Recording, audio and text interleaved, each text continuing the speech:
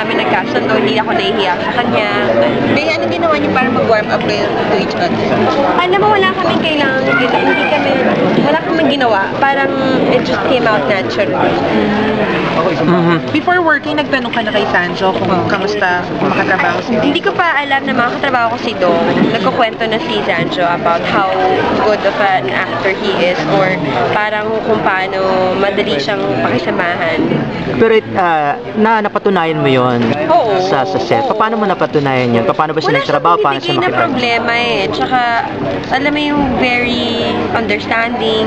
Kahit na halimbawa, kasi talaga yung DOP namin, hindi talaga niya pinapabayaan na pangit yung itsura ko kapag may iPads na talaga nakaset up na, i-reset up para lang mabawasan yung iPads ko. Hindi siya yung, he's very supportive that way. Na kahit na hindi siya kasama sa eksena, hindi siya kita, doon siya to support. Yung gano'n. Pero good thing ba na meron kayo sariling yun nga, meron sa love life, tapos hindi walang nagkaroon na parang linking or something. Wala naman. I think... maganda ba yun? Oo, dahil tsaka tapos na kami dun siguro. Alam mo yun, yung the audience are smart enough to know kung ano yung totoo sa hindi. So, parang feeling ko wala na kami dun sa part na kailangan pa namin pakiligin natin or let's disillusion the fans na may something. Alam mo yung, kung ano ba yung nakikita ninyo, ganun kami. Hindi yung, alam mo yun. May kakwento niya ba si Marian sa'yo? Oo, oo. In fact, si Marian nga, sobrang sweet niya, nagpadala pa siya ng macaroon sa akin. With the letter, oh. Very how you supported Enrique. Alam naman natin kabado si Enrique daw. During the time ng Nakakatawa how you supported him sa eksena na yun. Being a great actress na great. nasanay na, di ba? Hindi, nakakatanda yung sanay na sanay.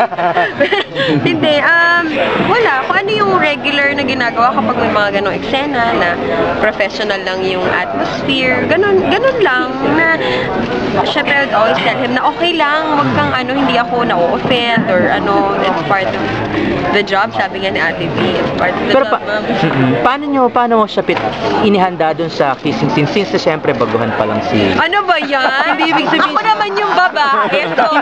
Hindi ibig sabihin kasi, di ba, parang ate, gano'n. Di ba dapat ako inaalala ninyo? Parang alala kayo kay Enrique. Hindi. Pero, paano nga, nag-usap ba kayo muna? Or si Direk ba ang nag-warm up? Hindi, nabasa naman sa script. Yung script kasi namin, medyo nare-revise. So, dumarating yung script sa amin, like an hour before take, or during that day na, ganyan. Pero, yung buo yung story, pero yung mismong scripting, doon lang. So, yun, hindi naman siya... Somehow, kasi before ko ginawa itong pelikula to, I knew na kailangan gawin yun because paano naman, di ba, mag-work yung pagiging, yung characters kasi namin, magkakaroon ng relasyon. Meron bang magkarelasyon ng hindi nagigit, di ba? So, I knew what it was going to happen. Bea, how mature yung role mo dito and how mature mo inatake when it comes to acting? Gusto ka nga maging immature eh. Joke.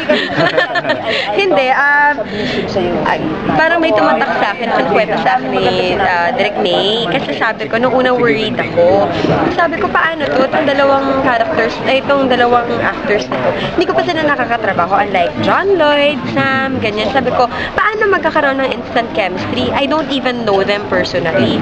Tapos sabi niya, once sinabi sa akin ni Ma'am Charo, yung pagiging in love is also a feeling, just like when you're sad, when you're happy.